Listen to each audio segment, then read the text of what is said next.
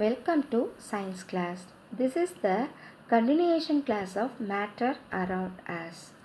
In this class, we learn about elements in human body, elements in air and effect of temperatures on solid, liquid and gas. Elements in human body. Of all 118 elements, 60 known elements are found in the human body. Nearly 99% of the mass of our human body consists of just 6 chemical elements. They are oxygen, carbon, nitrogen, hydrogen, calcium and phosphorus. Another 5 elements make up most of the least percentage point. They are potassium, sulfur, sodium, chlorine and magnesium.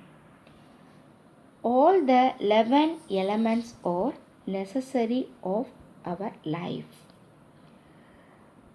The remaining of the elements are known as tracing elements, which of these more than 12 elements are on the basis of good evidence to be necessary of our life.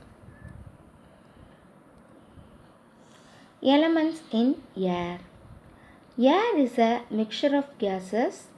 The molecules of two different elements, nitrogen and oxygen, make up about 99% of the air. In atmospheric air, 78% of nitrogen, 20.9% of oxygen and other gases 1.1% are present.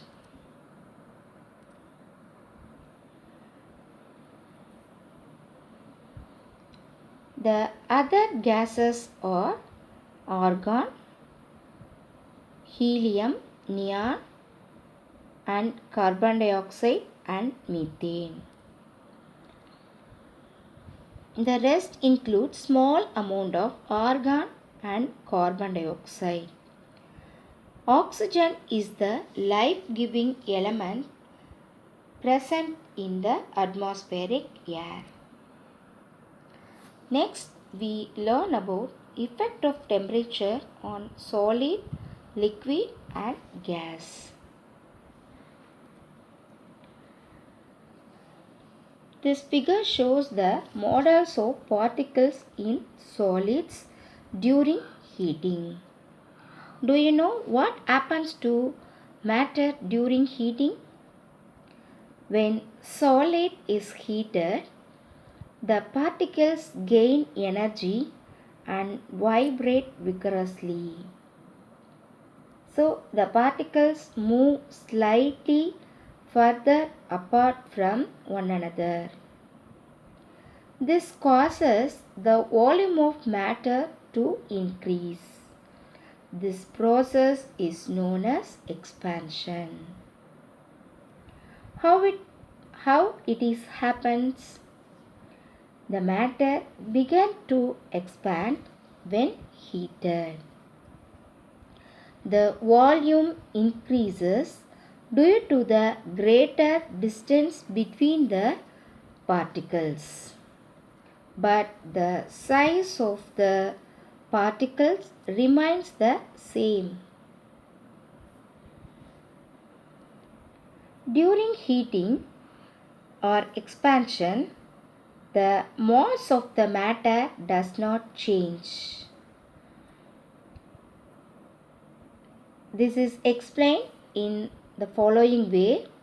During heating, the distance between the particles of the iron logs change, but mass is conserved or unchanged when matter expands. The volume of the matter changes, the size and number of the particles of matter do not change. Only volume of the matter changes during heating. But the mass of the matter is unchanged. For example, in an iron log, the distance between the iron particles increases when they gain enough heat energy or during heating. But the number of iron particles that does not change. That means the mass of the iron log is unchanged. Next example is the melting of ice is the best example of a change in the states of matter. The change in the states of matter occurs during melting, boiling and freezing and condensation. When the particles possess enough energy, they overcome the strong forces of attraction between the particles one another. The particles break free from one another and move randomly. When solid ice is heated 0 degree, it melts to become liquid.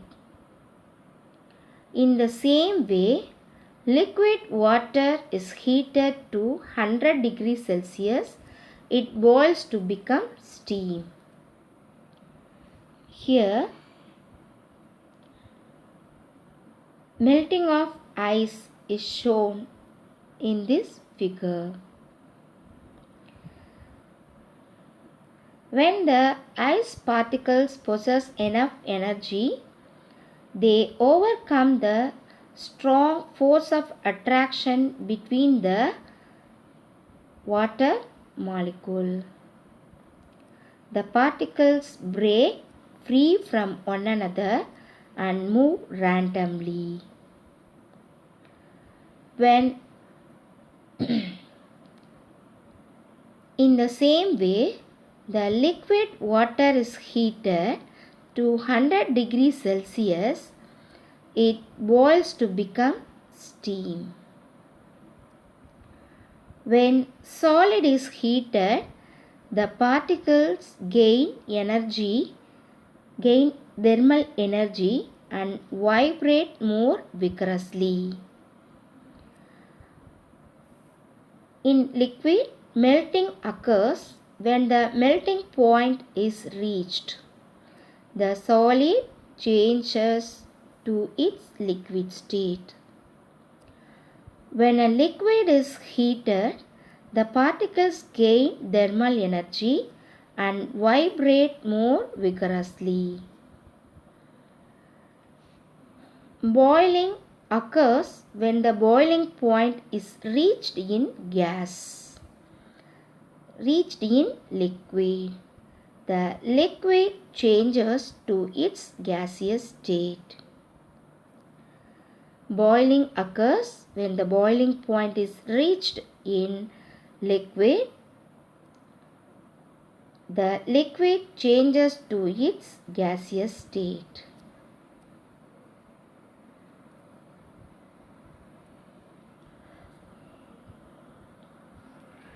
How do hot air balloons float? Do you know? When air inside the hot air balloon is heated with the burner, it expands. The expansion causes the density of air inside the balloon in decrease. Due to the expansion, the density of the air inside the balloon is increased. This difference, so the air inside the balloon has a lower density than the air outside of the balloon. The air inside the balloon has a lower density than the air outside of the balloon. This difference in density allows the hot air balloon floats. The difference in density allows the hot air balloon to float. Students, I hope you all understood the effect of temperature on solid, liquid and gas. Thank you.